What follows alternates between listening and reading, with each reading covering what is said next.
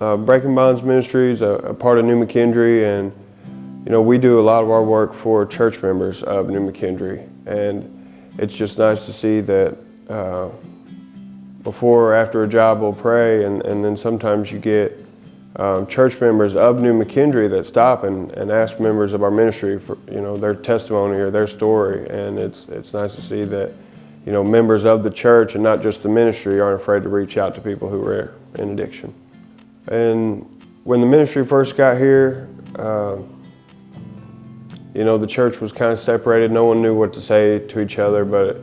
it really just took one leap of faith from a church member to say, hey, welcome. And from that point, it was all one body in Christ. When all other churches were shut down and doors were closing and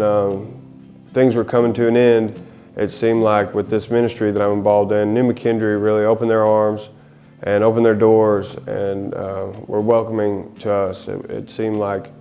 where everywhere else was stopping, God was telling New McKendree to go.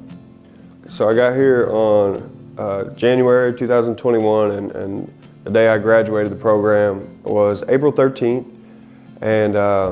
that's when my family got to come to a church, and it was here at New McKendree.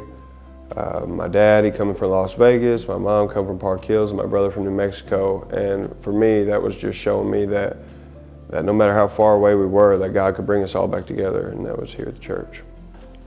The way God is working right now in my life through New McKendree is